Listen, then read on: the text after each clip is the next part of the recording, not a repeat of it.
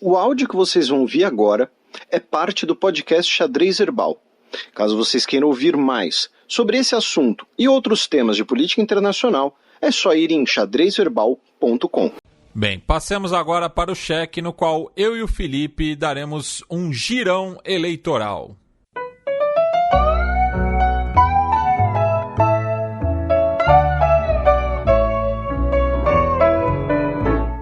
Cheque. Cafillo, ¿dónde estaba cuando caíste en desgracia? El que siempre acompañaba tus momentos de viudez. Gustavo Valdez vence em Corrientes e dá à UCR um amplo triunfo sobre o peronismo. Lembrando, né, que Corrientes é uma das duas províncias argentinas que fazem fronteira com o Brasil e, no caso correntino, somente com o estado do Rio Grande do Sul, né? Já Misiones faz fronteira com os 3 estados do sul do Brasil. Se não me engano é Paso de la Fronteira, não é? Isso, é Paso de los Libres, ali com Uruguaiana. Isso, Paso de los Libres, que estava na cabeça. Isso, e a UCR, no caso, é a legenda mais tradicional da Argentina, um partido de centro, de vez em quando mais à direita, mais à esquerda, mas é um partido de centro, né? Apesar do nome que é União Cívica Radical. E o Gustavo Valdez foi reeleito governador de Corrientes, levou aí 76% dos votos válidos, né? Mais ou menos 460 mil votos, já que tivemos mais ou menos 572 mil presentes e um eleitorado de 880 mil, comparecimento aí de 66%, tá na média, né? Tá até mais alto que a média latino-americana, mas foi uma verdadeira surra, ele que aí venceu com 76% dos votos, repito, foi reeleito governador de Corrientes. E como o Matias, né, falou ali na chamada do bloco, a gente vai fazer um breve girão eleitoral, já que nós teremos várias eleições aí nas próximas semanas, né? Algumas a gente vai se debruçar um pouco mais, outras a gente só vai citar, só vai passar, tal. No último dia 31, outra eleição que já foi, tivemos a eleição indireta para presidente da Estônia, né, eleição dentro do parlamento, na qual o nosso queridíssimo ouvinte, aí, o Alar Karis, foi eleito presidente da Estônia com 72 votos. Tá? 8 votaram em branco. Tá? Então, assim, 80 pessoas votaram, 8 em branco, 72 nele. Então, né, dá para dizer aí que se fosse para síndico, era uma eleição, aí uma lavada. Então, da Estônia, aí agora a gente vai para as eleições que ainda vão ocorrer, começando pela eleição de São Tomé e Príncipe, que vai ser domingo agora, o segundo turno presidencial, dia 5 de setembro. Né? O Carlos Villanova e o Guilherme Posser da Costa estão disputando aí o segundo turno. Tá? Um mais ao centro, né, e o outro bem mais de esquerda, né, no caso, o Guilherme Posser da Costa. Segundo a matéria da Neide Ribeiro, na Rádio França Internacional, os dois candidatos focaram, né, o seu último dia de campanha na capital, né, em São Tomé. Tem ali, inclusive, o itinerário dos dois. E, segundo o candidato Guilherme Posser da Costa, o diagnóstico dele é que a eleição está em aberto porque, infelizmente, ela pode ser marcada por uma forte abstenção. Então ele disse que muita gente está dizendo que não está muito interessado a votar, muita gente está dizendo que está decepcionado com o voto e tal, então que a ideia e o foco, né, é convencer essas pessoas a votar, a estarem presentes. Já o Carlos Villanova disse que está confiante na vitória, porém comentou ali de uma possível fraude eleitoral. Ele fez esse comentário estando na Praça dos Táxis. Então, dois diagnósticos diferentes, porém ambos ali interessantes e tal. Embora é sempre curioso quando você tem o candidato favorito, o candidato que está em primeiro lugar, falando em fraude, né? Ainda mais quando é o candidato do governo, né? Quando a gente falou, por exemplo, no caso da Zâmbia, né? Ou então alguns países latino-americanos aqui, né? Então, é sempre assim, estou em primeiro, mas pode ter fraude. E no caso, Carlos Villanova é o sucessor do Evaristo Carvalho, que é o atual presidente. Então ele está falando que pode ter fraude, a oposição fazer fraude, né? Então é sempre uma desculpinha muito perigosa, né, para disfarçar um possível insucesso eleitoral. Aí, no dia 13 de setembro, nós teremos as eleições parlamentares na Noruega, né, para eleger os 169 assentos da Storting, né, que é a grande assembleia. Vocês vão saber porque eu falei o nome em norueguês, Storting. Né? Lembrando que a Noruega ela tem um caso paradoxal, não chega a ser paradoxal, né, mas que é a atual primeira-ministra da Noruega, desde 2013, é a Erna Solberg, do Partido Conservador, embora o Partido Conservador não seja o maior partido do parlamento, tá? Porém, ela que conseguiu articular uma coalizão de maioria que conseguiu viabilizar um governo. Então, não chega a ser um governo de minoria, tá? Embora em alguns momentos tenha sido um governo de minoria, porém, tá? Não é o maior partido, tá? Então, hoje é minoria, tá? Hoje. A gente já falou um pouco dela e dessa questão norueguesa nos últimos anos. Então, as pesquisas indicam, né, que o Partido Trabalhista vai ficar em primeiro e que o Partido Conservador vai ficar em segundo, que é mais ou menos o mesmo cenário que ocorre atualmente dentro do parlamento. Hoje a maior bancada é do Partido Trabalhista, tá? Em terceiro lugar está despontando o Partido de Centro, tá? Com aí mais ou menos 12, 15% das intenções de voto. Em quarto lugar está vindo o Partido do Progresso, que, né, aquelas coisas de falso cognato que a gente comenta às vezes, tá? Se ouve você pensar um partido progressista, no sentido da palavra dada aqui no Brasil, né? Não, é um partido de direita, um partido conservador e, não vou dizer nacional... Tal qual o PP daqui. Boa. Uhum. Então pronto, é o PP da Noruega. É o Malufson. E aí depois nós temos outros partidos ali com intenções de votos mais fragmentadas, como o Partido Vermelho, né, que é o Partido Comunista, o Partido Verde, o Partido Cristão Democrata e tudo mais. No caso, então assim, o cenário das pesquisas indica uma, não vou dizer manutenção, mas um cenário muito parecido com o atual desenho do parlamento.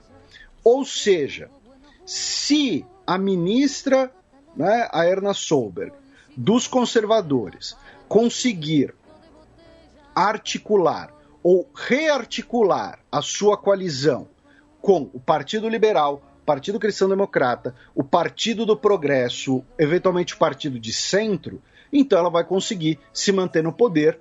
E o Partido Trabalhista vai ser aquela coisa que a gente sempre comenta sobre eleições parlamentares, né, que, parlamentaristas, melhor dizendo, que muitas vezes não são expressas bem, né, na imprensa devido a tempo e tal, que em eleições parlamentaristas é possível, às vezes até comum, o partido vencer, mas não levar, ganhar, mas não levar. Então ficou em primeiro, mas não conseguiu formar coalizão. Então é possivelmente o cenário que vai se desenhar aí para Noruega, do nosso querido Tore André Flo. Da Noruega, aí a gente vai para o dia 14 de setembro, na Califórnia, onde teremos, né, os votos, a contagem, né, do possível recall do governador Gavin Newsom. Tá rolando, né, os votos, porque os votos estão sendo feitos, inclusive, por correio, tal, pandemia ainda, enfim, distanciamento. Então, tá tendo a eleição de recall, que é, lembrando, o recall é como se fosse um impeachment pelo voto, né? Aqui na América do Sul ele se tornou muito conhecido quando foi colocado na Constituição venezuelana de 1999. Né? É a quarta vez que um governador dos Estados Unidos sofre recall. Tá? Pode sofrer, né, o recall. Tá? E em outras 6 vezes tivemos recalls de pessoas eleitas na Califórnia. Tá? E uma informação interessante do Ballotpedia, a gente já recomendou aqui o Ballotpedia antes, né, para quem gosta de eleição, para quem quer acompanhar eleições, ou para quem trabalha com isso, Ballotpedia é tipo a Disneylândia, assim, é um Xvideos de eleições dos Estados Unidos. Tá? Segundo o Ballotpedia, todo governador da Califórnia, desde 1960, foi alvo de recall. Porém, não necessariamente foi aprovado pelo voto. Tá? Então, isso é interessante por quê? Porque como a gente mencionou, quando a gente falou lá da questão do assassino do Bob Kennedy, ano que vem nós teremos eleições para governador na Califórnia. Então, hoje, de certo modo, a gente não sabe nem quem são os candidatos, porque os republicanos, né, ainda não determinaram o seu, vão determinar em convenção interna e tal, e os democratas não sabem se vai ter o mesmo governador ou não. Né? E, obviamente, os democratas costumam ser muito fortes na Califórnia, mas não necessariamente, né, não é um processo automático. Tanto que nós tivemos o governator, né, na Califórnia, o Arnold Schwarzenegger, pelo Partido Republicano, embora... E agora nas prévias tem um outro nome forte, né, também ligado aí ao mundo do showbiz, que é a Caitlyn Jenner, né, que é mais famosa pelo papel dela no reality show The Kardashians, né, já que ela era um atleta olímpico, né? O Bruce Jenner, que foi medalha de ouro no decathlon em 1976, mas passou por uma transição de gênero e agora assumiu o gênero feminino. Né? Então, e lembrando assim que o Matias, né, apenas contextualizou a biografia e eu não sabia que ia ser candidata. Não sabia. Tá concorrendo pelas prévias do Partido Republicano, né? E inclusive daí do lado oposto, a Jane Fonda chegou a ser sondada, né, a concorrer pelo Partido Democrata, mas acabou declinando. Inclusive, só um comentário, o Arnold Schwarzenegger, né, o governator, ele tinha uma questão muito interessante no governo dele, que assim, ele era um governador republicano, ele tem valores conservadores, digamos, né, ele restituiu, não é que ele restituiu, né, mas ele encerrou a moratória da pena de morte na Califórnia e tal. Porém, é uma coisa que acho que a gente até comentou aqui outras vezes, como ele não podia ser presidente dos Estados Unidos, né, porque ele não é um natural born citizen, ele é naturalizado. É austríaco, né, de nascimento. Ele adotava algumas políticas que desagradavam o partido dele, especialmente a legislação ambiental, né, californiana tem muito a ver com ele e é muito ambiciosa, tanto que ele participa da COP na Dinamarca, na COP de Copenhague, porque ele não precisava agradar o partido para ser presidente, né? Então ele, dane-se, não, mas isso não é coisa do Partido Republicano. Ele falou, dane-se. E atualmente é uma das principais vozes contra o trumpismo dentro do Partido Republicano. Isso. Eu tenho certeza que se mudasse a lei para ele ser presidente, ele sairia candidato. Mas... Então, né? E claro, ele também não precisava do partido no sentido de que, tipo, pelo menos no primeiro mandato as pessoas votaram nele porque ele era o Arnold Schwarzenegger. Né? E antes mesmo do Schwarzenegger tem o precedente do Ronald Reagan, né? Que acho que as gerações mais jovens não devem saber que ele foi ator de Hollywood antes de assumir ali o palácio em Sacramento. Isso, e na época ele era democrata ainda, né? Que é ali anos 60, anos 70, quando você tem as viradas, né? de partido. E eu lembro na época, tipo, memes, né, que assim, o Schwarzenegger, ele tinha no gabinete dele a espada do Conan. E aí tinha uma foto que foram, sei lá, secretários, políticos, tal, estão lá no gabinete dele, né, e ele tá, tipo, mostrando a espada pra eles, a espada na mão, assim. E aí alguém pôs a legenda, assim, tipo, não, para corrigir o déficit fiscal, nós vamos começar a saquear os estados vizinhos. Era bizarro. E um dos estados vizinhos é a Barra Califórnia. Aí da Califórnia a gente vai para a Rússia, já que agora entre os dias 17 e 19 de setembro teremos eleições regionais, tá? Em que 10 governadores e 39 parlamentos regionais serão eleitos, além de eleições municipais, conselhos municipais e tudo mais, e também as eleições para a Duma, né? Ou seja, eleições para o parlamento federal. Tá? Então, dentre essas eleições governamentais, nós vamos ter 3 eleições que são indiretas, né? Já que pelos parlamentos, por serem inclusive regiões de fronteira, né? A República de Karachay, a Ossétia do Norte e o Daguestão, né? Que é o lar do MMA.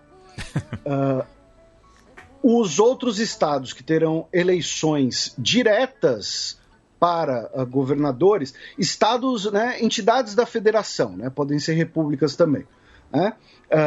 Khabarovsk, que fica lá no extremo leste, Belgorod, que fica na fronteira com a Ucrânia, Mordóvia, Penza, Tiva, né, que é a república dos tuvanos, né, aquele povo que é conhecido pelo canto gutural deles, na fronteira com a Mongólia, Ulyanovsk, Tula, Tver e a boa e velha Chechênia, né, onde o Ramzan Kadyrov não pode ser candidato devido às regras, né, dele já ter cumprido mandatos. Então, muito provavelmente, teremos alguém eleito para governar em nome do Kadyrov. Ou não sei, não estou fazendo insinuação nenhuma. Tá? Tô de boa aqui, a gente é só um podcast aqui de boa. E nas eleições para a Duma, né, para o Parlamento Nacional, serão 450 cadeiras disputadas. E, segundo as pesquisas, o Rússia Unida está, né, disparado em primeiro, que é o partido do Putin, embora o Putin nominalmente seja independente. E, em segundo lugar, está o Partido Comunista, tá? Da Rússia. E o Rússia Unida, né, liderado, o número 1 da lista, é liderado pelo Sergei Shoigu, né, que é, durante quase uma década, o ministro da defesa do Putin, e antes disso ele era comandante dos bombeiros, né, ele é o general dos bombeiros, né, ele foi ministro de emergências e tal. E eu já falei os incêndios. Isso. Inclusive eu já falei um pouco disso numa coluna minha na Gazeta, né, porque ele tinha um prestígio popular muito grande, devido a ter sido ministro de emergências e comandante dos bombeiros e tal, porém, ao mesmo tempo, ele não tem, né, uma penetração muito grande nas forças armadas, né, de linha de frente da Rússia, então acaba não sendo uma eventual, entre aspas, ameaça, né, à imagem do Putin, algo do tipo. Então, essas serão as eleições na Rússia, tá, em que vão eleger as pessoas que vão concordar com o Putin. Só estou fazendo uma brincadeira. Aí vamos para o Canadá, onde no dia 20 de setembro teremos as eleições para o parlamento. A gente comentou, né, que o Trudeau pediu, né, dissolveu o parlamento para ter uma maior presença do seu partido no parlamento, lembrando que ele governa com minoria, e com isso, com essa maioria, conseguir promover então o que ele deseja fazer de pacotes parecidos com o do Biden, de recuperação econômica, de renovação verde e tudo mais. Mas daí o que pode ocorrer é justamente um racha no campo progressista, né? Inclusive, mandar um abraço para nossa Carolina Seron, nossa ouvinte, que trabalha com aviação e reside lá no Canadá, e que marcou eu e você, dizendo que o debate lá estava tendo o maior quebra-pau, né? Embora os canadenses sejam educados. Eu fiquei surpreso com isso. Eles mandam um sorry lá no intervalo e fica tudo nessa, né? E também acabou vindo pra gente, eu até confirmei com a minha irmã, que é nossa correspondente na Colômbia Britânica, de que o Matthew Perry, né, o ator de Friends, era colega de escola do Trudeau e praticava bullying, né, no atual primeiro-ministro. E a história foi de que ele e uns outros caras teriam batido no Trudeau, e aí o Trudeau no Twitter ofereceu revanche, e aí pediu uma revanche e o Matthew Perry disse que não, que porque hoje ele tem um exército. Mas parece que todo mundo se conhece no Canadá, né? Apesar da taxa de ocupação do país. E você falou, né, desse racha no Canadá. Embora o Justin Trudeau ele não tenha a maioria do parlamento, o Partido Liberal, né, que é o partido de centro-esquerda canadense, é o partido dele, é o maior partido. Segundo as pesquisas, o Partido Liberal corre o risco de ficar atrás do Partido Conservador. Então, primeiro tem isso, que hoje as pesquisas indicam que o Trudeau perderia as eleições para os conservadores. Em terceiro ficaria o Partido Novo Democrático, né, que é um partido social-democrata, que é o que você mencionou, que tem como, né, o seu líder o Jagmeet Singh. Então, além desse né, possível racha, ainda tem essa questão de que o Partido Liberal pode perder o primeiro lugar e, consequentemente, correr o risco de perder o governo, né? O Partido Novo Democrático é o que aparentemente tem mais chances de crescimento, e aí depois vem, né, o Bloco do Quebec, o Partido Verde e também agora, né, o novo partido, o Partido Popular, que é um partido já mais à direita, né, do cenário político canadense. E esse voto no Partido Novo Democrático seria um voto de protesto da esquerda, né, contra o Trudeau, né, porque existe justamente uma oposição muito forte dele do dito, né, campo progressista, né, usando uma terminologia nossa, né, justamente no Canadá seria liberal, né. Lembrando que assim, que na maioria do mundo anglófono, liberal significa liberal na economia e nos costumes. Então, o Brasil que é meio diferente. Pois Aí, do Canadá, nós vamos mais ao norte, onde no dia 25 de setembro teremos eleições para os 63 assentos da Althing, que é o parlamento da Islândia, né? Então por isso que eu falei lá do Ting da Noruega, mas agora é outro Ting, é o Althing, no caso da Islândia. Falando de um país onde todo mundo se conhece. Não, aí não é que todo mundo se conhece, é onde todo mundo é primo. Parente.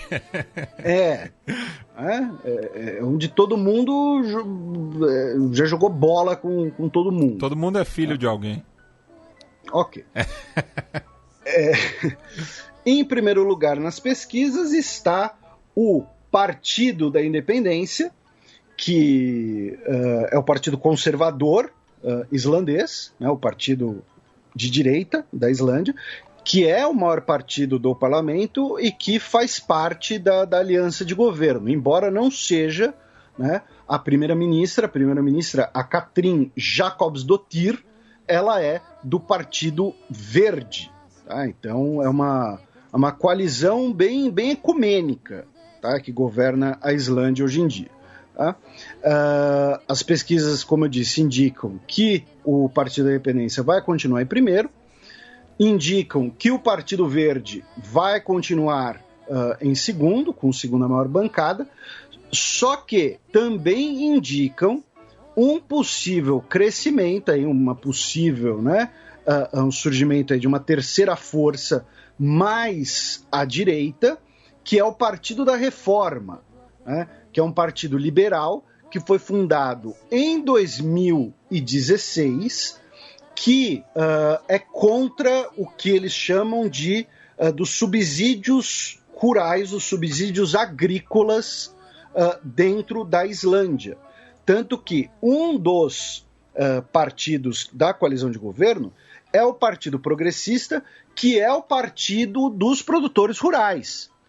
Inclusive o símbolo do partido é uma folha. Não sei que folha que seria, do que é a plantação, mas que é o partido pró-subsídios agrícolas. E as pesquisas indicam que o Partido da Reforma pode se tornar aí uma espécie de terceira força, brigando com o Partido Social Democrata, com o Partido Agrário, que eu mencionei, e também com o Partido de Centro. O Partido Pirata também está indo bem nas pesquisas, eles têm 6 assentos atualmente, e pelas pesquisas podem até crescer. Lembrando que só contextualizando, o Partido Pirata, no caso, é por conta do debate sobre os direitos autorais na internet. E eles também defendem o saque de galeões espanhóis no Caribe. Tá no estatuto deles. Você não tente enganar o nosso leitor dizendo que não é um partido violento e que defende a pilhagem. Não, mas brincadeira, o que o Matias falou tá certo, né? Os partidos piratas, inclusive, a principal bandeira talvez seja a questão da democracia direta, né? De você implantar o que tem sido chamado de e-democracy, que é... a gente até citou uma vez um experimento que teve na Dinamarca, agora eu não vou me lembrar o nome da cidade, que é uma cidadezinha assim, de 5 mil habitantes, e que eles meio que aboliram o que seria... É um bairro de Copenhague, se eu não me engano, é Cristiana, né, que você está se referindo. Pode ser. E eles aboliram o conselho local, que seria, entre aspas, a Câmara de Vereadores, e aí tudo era votado por todo mundo, individualmente, pela internet, né? Só que aí você tem que ter questões de cibersegurança também, enfim. Então, os partidos piratas, além dessa questão de direitos de propriedade, direitos intelectuais, também estão ligados muito a questões de privacidade online e do que se convencionam chamar de e-democracy, que na verdade é a boa e velha democracia direta, só que usando a internet como ferramenta. E pilhar galeões espanhóis. Da Islândia, nós vamos também no dia 26 de setembro, teremos eleições locais em Portugal, tá? Para as câmaras municipais, assembleias municipais, dos 308 municípios portugueses. Tá? Havia tido uma proposta, né, de adiamento das eleições, como várias pelo mundo, elas serão agora, ocorrerão no dia 26 de setembro. Estarão disputadas 2.000 cadeiras em conselhos locais, conselhos municipais. A gente não vai entrar em muitos detalhes, né, mas acaba sendo uma espécie de termômetro para futuras eleições portuguesas e também pela questão de se o Chega, né, que é o partido do chamado Bolsonaro de Portugal, né, do André Ventura, vai conseguir furar a bolha lisboeta, né, porque ele saiu ali como, né, um possível candidato, uma possível surpresa nas eleições de 2019, que a gente repercute aqui no programa, e no final das contas ele teve basicamente votos em Lisboa apenas, né? Muita gente ali que falava, não, posso votar nele, mas ele não conseguiu furar a bolha de Lisboa. Então muita gente tem comentado que essas eleições municipais serão uma espécie de teste para ver se teremos o surgimento de alguma nova força que possa, entre aspas, né, ameaçar os 3 grandes partidos nacionais, que é o Partido Socialista, de esquerda, o Partido Social Democrata, que, apesar do nome, é o Partido Conservador de Portugal, né, e a antiga Geringonça, né, que é o Partido Comunista, o Partido Verde e outros partidos menores, né, que é, como eu disse, a antiga Geringonça. É descendente da antiga Geringonça, melhor dizendo, né? Geringonça era aquela frente ampla de esquerda portuguesa e o nome Geringonça é sensacional. E aí, no dia 26 de setembro, vamos, né, para o que promete ser a principal eleição aí do mês, pensando em repercussões mundiais, repercussões globais, por afetar a União Europeia como um todo e ser a aposentadoria, né, da Angela Merkel, que são as eleições federais alemãs, né? E tem um fato novo que pode aí influenciar, já está influenciando, melhor dizendo, nas pesquisas eleitorais, que é a questão do Afeganistão, né? Por quê?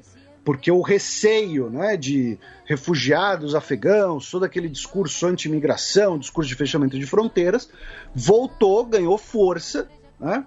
Junto com isso e com as enchentes que afetaram a Alemanha nos últimos meses, o governo da CDU, né, o governo Merkel, lembrando que o CDU, União Democrática Cristã, é o Partido Conservador Protestante, e eles têm como irmãos a CSU, que é o Partido Conservador Católico da Baviera.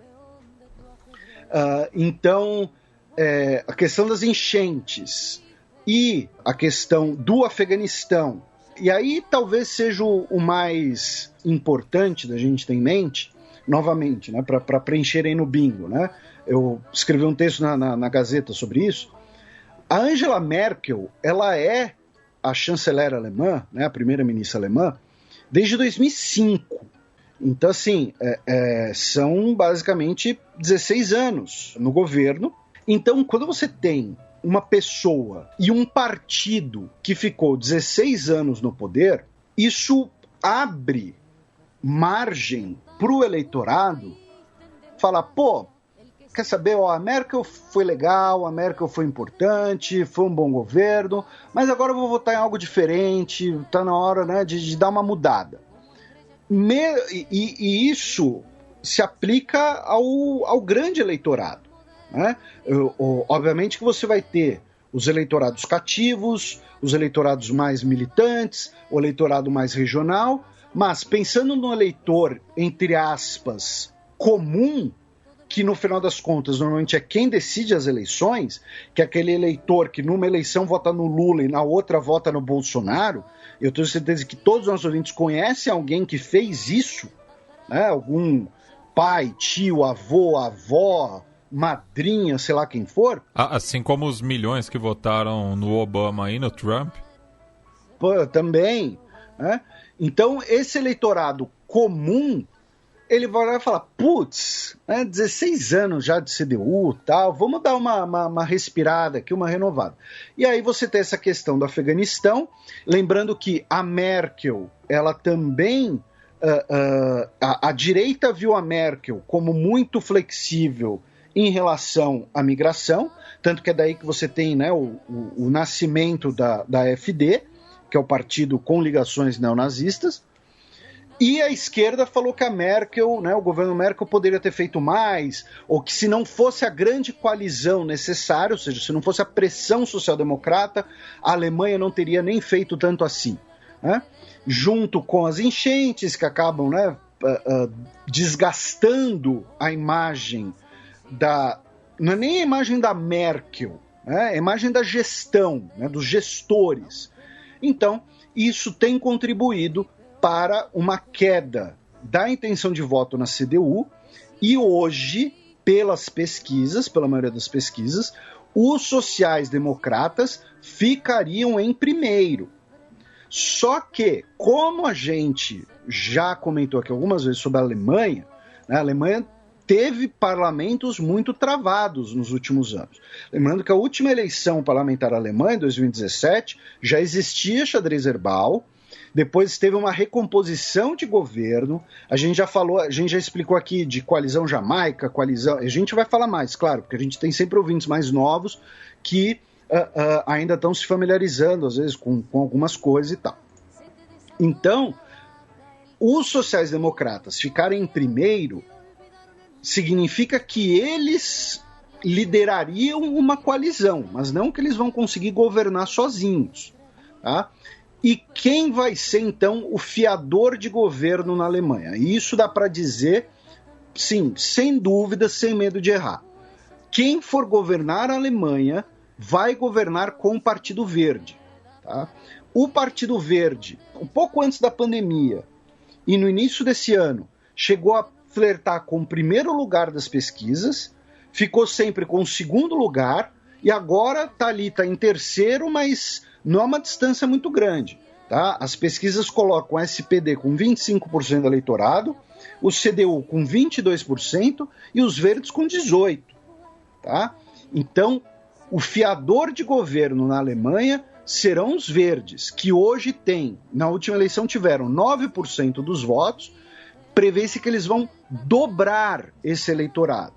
Lembrando também que eu não estou falando isso apenas baseado na pesquisa eleitoral, mas a gente tem falado bastante nos últimos anos aqui no programa do crescimento dos verdes na Europa, especialmente na Alemanha.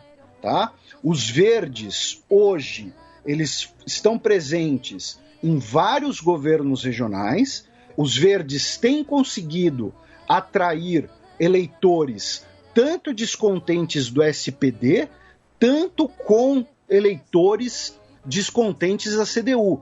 Ou então esses eleitores que, novamente, vou dar uma renovada, mas eu sou eleitor da CDU, não vou votar no social-democrata, então eu vou votar no verde, até porque tem aquele cara verde lá que está governando em Baden, ele é um baita cara legal, né? Gosto dele, então vou votar nos verdes. Então, assim, o Partido Verde, a coloração ideológica dele, vamos falar assim, você pode ter uma pessoa que defende as questões ambientais e seja conservador ao mesmo tempo.